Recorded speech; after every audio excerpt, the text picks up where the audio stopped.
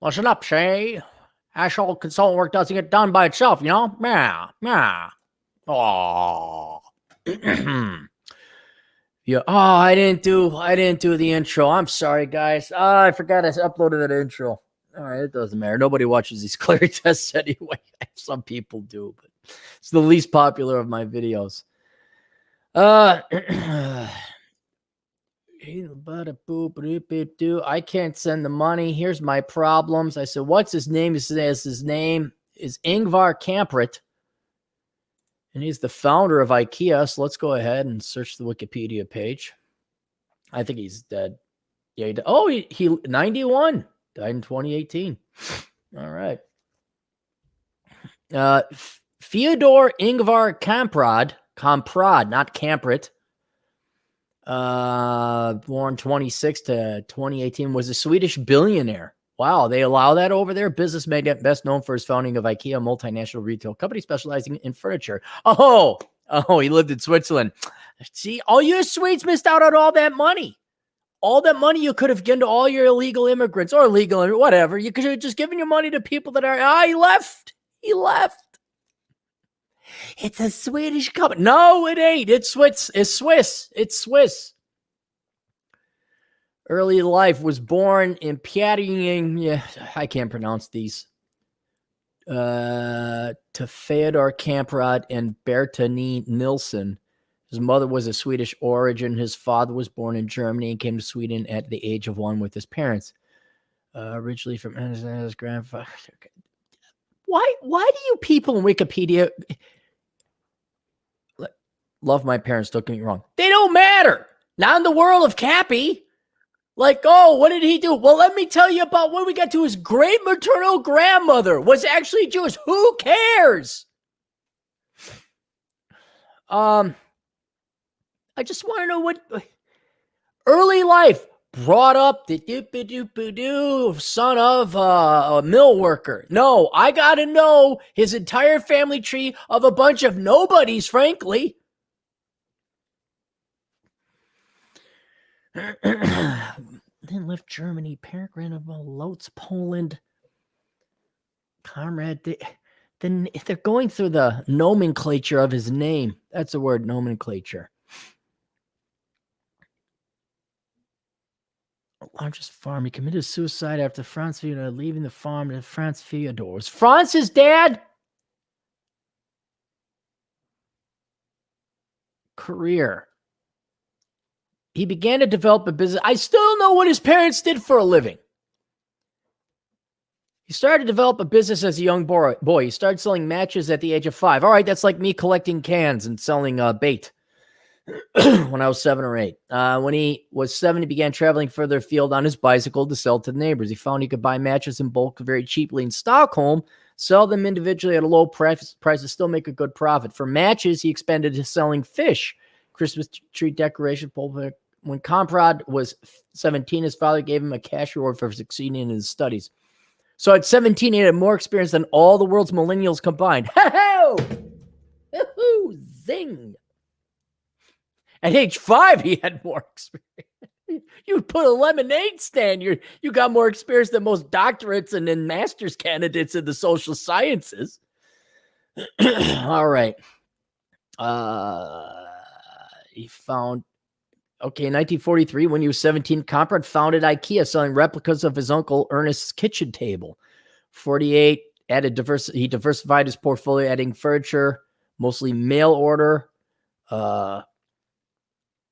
booty boo.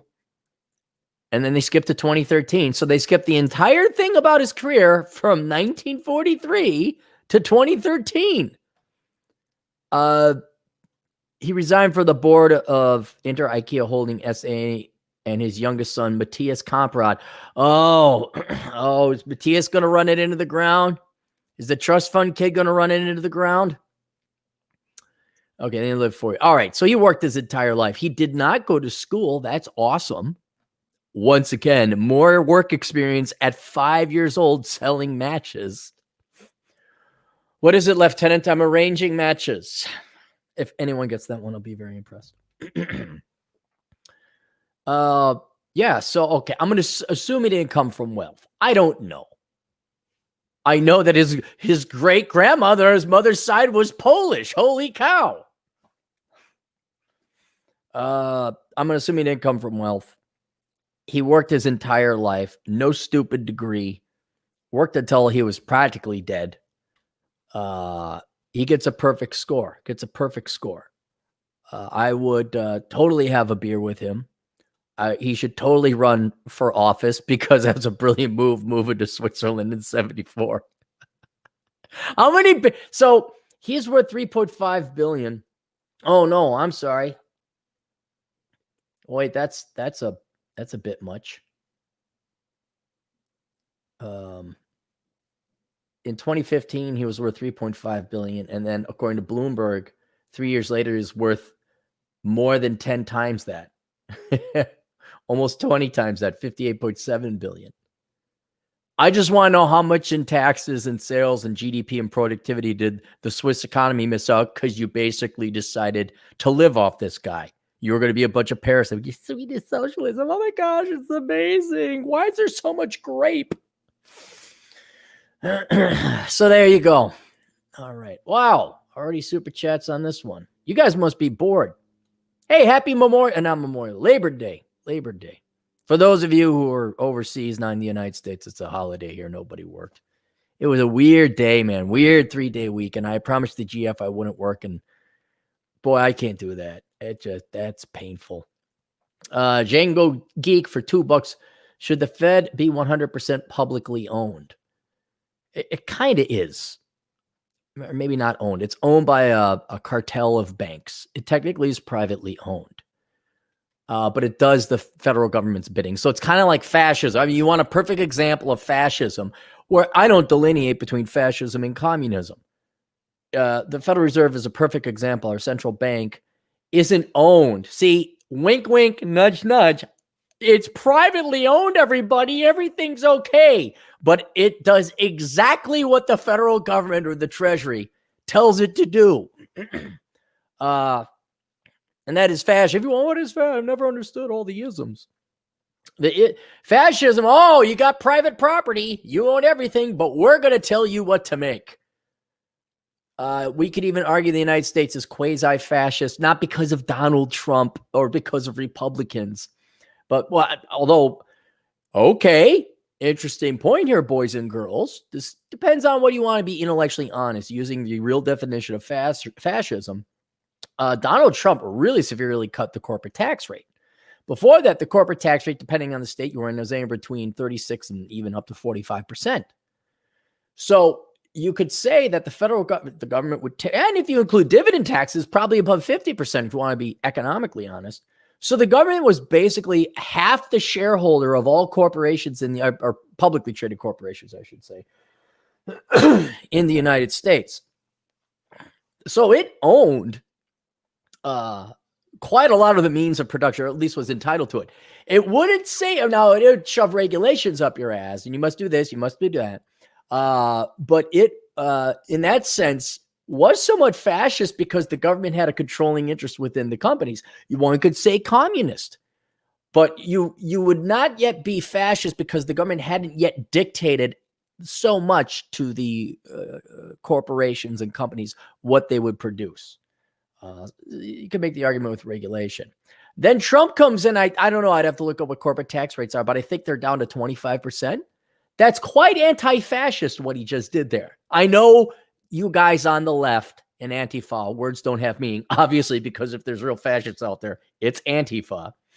But then you got China, on the other hand, where, okay, we're pursuing capitalist policies, wink, wink, nudge, nudge. It's like, yeah, but the government has ownership of all these companies and via state-owned enterprises. Well, yeah, it's publicly traded. You can buy shares of Alibaba. I'm like, yeah, who's the major shareholder? Oh, the Chinese government? Yeah. No, thank you. No, thank you. So should the Fed be 100% publicly owned? It doesn't matter right now because it does the bidding of the federal government anyway. No, it should not be publicly owned. It should be privately owned. We shouldn't have a central bank, but that's a different topic. Good question, kid. Anthony CMA for $5 year 83. Birthing men is now illegal, and all men pre-existing this law are evicted to C-Mex transit concentration camps. Big is now beautiful. I hate to say it. I think that day is coming. It would not surprise me as Overton's window keeps moving. I'm like, no, that never happened. And I'm like, wow, some of the genuine hate I see coming from a particular side of society.